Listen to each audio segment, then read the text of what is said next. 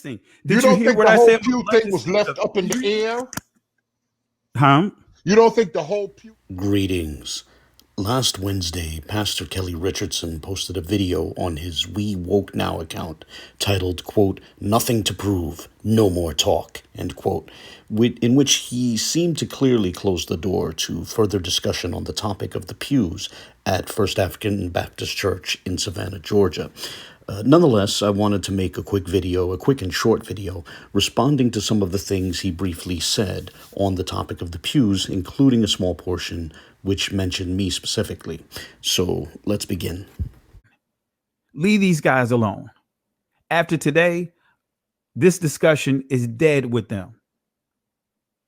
Because even what vocab is getting ready to do tomorrow, right? He's going to do a video by saying that the writings on the pews, right, in Savannah is not Hebrew. That is Arabic. But I encourage you to go back and look at the video that I did, Identity Theft, and I give you some information to completely debunk what he's talking about. First, a quick note is in order here. Vocab does not claim that the markings on the pews are Arabic.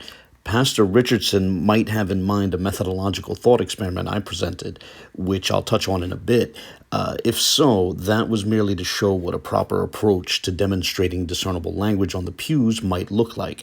Pastor Richardson, with all due respect to him, did not, quote, completely debunk, end quote, that thought experiment, that argument. With all due respect to him, it seems he didn't even understand the thought experiment, much less adequately address it.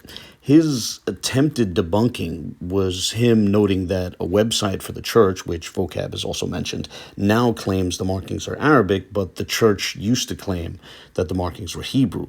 With that change in mind, Pastor Richardson has attempted to impugn the motivations of the people responsible. What Pastor Richardson has never done, however, is present a video which actually gets into the markings on the pews and show the alleged language therein. And that's curious, to put it mildly.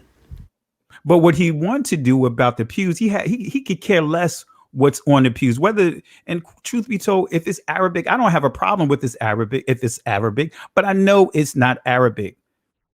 Honestly, I would love to hear more on how Pastor Richardson knows that Arabic does not appear on the pews.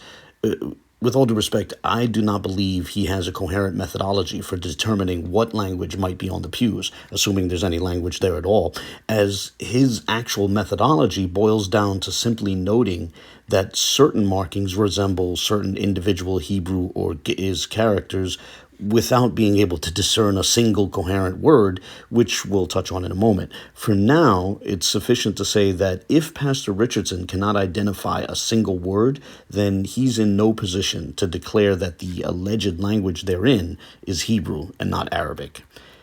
To think that this could be determined by some vague resemblance to individual characters is to confuse language with script. For example, here are 3 sentences, all written in the same script, the Hebrew cursive script. This first sentence is Hebrew. This second sentence, however, is Arabic. It is written in Hebrew cursive characters, but it is Arabic. Then this third sentence is Yiddish. That third sentence is not written in a Semitic language. This is relevant to Pastor Richardson thinking that a marking that resembles a character somehow establishes the presence of a Semitic language.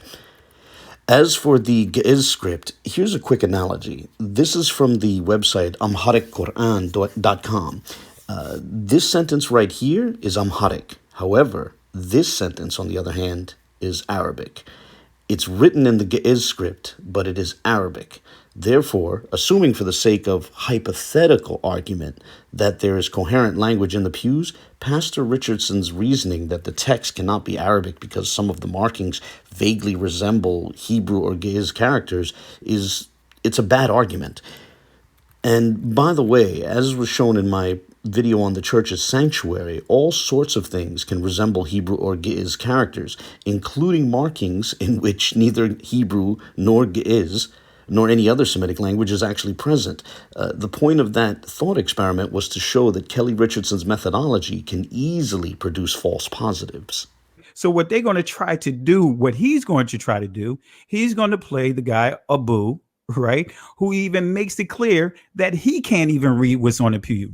Pastor Richardson seems to think it's a knock against me if I cannot read what's on the pews. However, my position has always been that there is no discernible language on those pews, thus no one can read them. Ironically, Pastor Richardson himself has conceded multiple times that no one has been able to read the markings on those pews. I wish I could fully read what they wrote here, and unfortunately, no one's ever has been able to decipher exactly what they say. Here are some clips of Vocab Malone reading old Facebook posts from Kelly Richardson in which he noted that no one could read those markings, not even Hebrew scholars. By the way, this is a Kelly Richardson post from 2017. Eliezer ben Yehuda, the father of modern Hebrew, in which he began to create in 1881. According to history, the Hebrew language was lost. Yet in Savannah, Georgia, there is a church that was built over a century prior to this new creation of modern Hebrew. This entire church was built in 1773 by the hands of Negro slaves. These slaves also built the pews in which they are still in the sanctuary this very day, in which these Negro slaves wrote in a cursive Hebrew comparable to the 2nd century BC. What's amazing, not one Hebrew scholar can translate the writing. I'm sorry. Including your own, buddy? I mean, come on. And let me read his comment real quick. Have that Hebrew scholar make a personal visit to the church I mentioned and translate what our ancestors wrote on their pews. And then I'll believe him. He'll be the first to accomplish what no one else has been able to do up to date. I'm sorry. This is so ironic. Go ahead, bro. Oh, my goodness. Tyler Supercall Holmes says, is it true nobody can read that Hebrew the slaves wrote? That's correct. That's correct. Break it down, the insane irony. Again, I feel like we shouldn't have to repeat this, but can you break it down, my man? And in case it isn't already obvious, you know who else can't read the markings on those pews? Kelly Richardson himself cannot read the markings on those pews.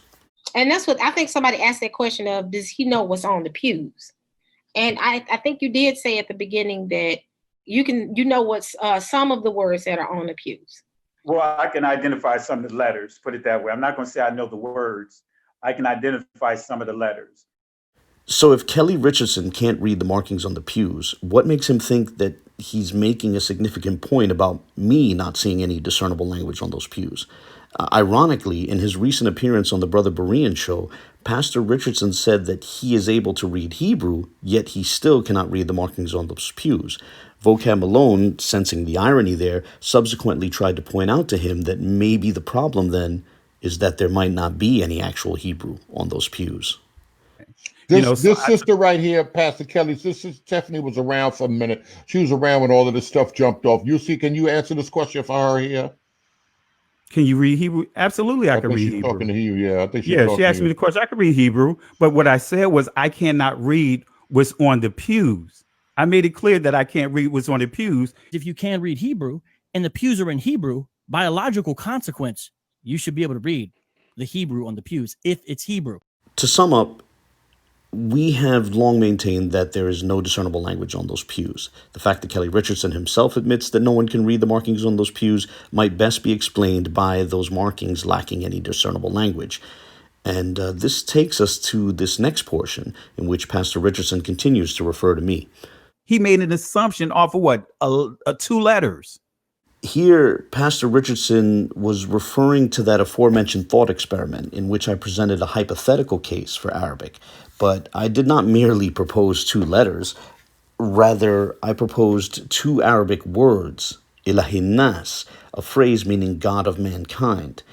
It's actually a verse from the last chapter of the Quran. And it's not merely 2 characters. Rather, the relevant phrase spans 8 characters.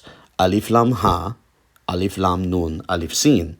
Now, as I've repeatedly said, while that thought experiment was merely meant to make a methodological point, showing what an attempt to demonstrate the presence of language in the markings should look like, it still presented, ironically, a stronger case for Arabic than has ever been presented for Hebrew.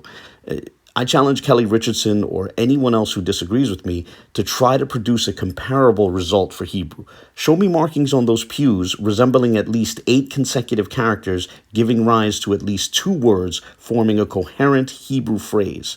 If you can't do that, then you should concede that even a hypothetical case for Arabic, a mere thought experiment, is still stronger than any case that could be made for Hebrew appearing in those pews. And remember, it is Kelly Richardson himself who has never been able to identify a single word in the text. Rather, his case hinges merely on certain markings resembling individual isolated characters. Now, I'm not saying that I can read what's on the pews, but I can identify some of those letters. That said, let's close this with Kelly Richardson making clear that he intends to close the door to any further discussion on this subject. Let vocab do what he's going to do. Let the urban apologetic community do what they're going to do. From now on, I'm not engaging in any of that nonsense, because again, we don't need them to confirm who we are. I actually agree with Pastor Richardson that he does not need us to confirm who he may or may not be, but this was never about his identity. Rather, he made claims about language appearing in those pews, and when we tried to engage him on the subject, he never addressed our methodological concerns, and he never put up a video which actually got into the work of examining the markings on those pews. He speculated about people's motivations, and he even threatened litigation, but he never discussed the actual markings on the pews. Moving forward from here, he doesn't have to take part in any discussions on the subject. He's free to abstain from any such discussions. But he should understand if those of us who have considered the subject are unwilling to simply take on faith the claim that Hebrew appears on those pews. On that note, I'll close here. As always, I look forward to the comments of others. God bless. Listen, You don't think the whole pew thing was left up in the air? Huh? You don't think the whole pew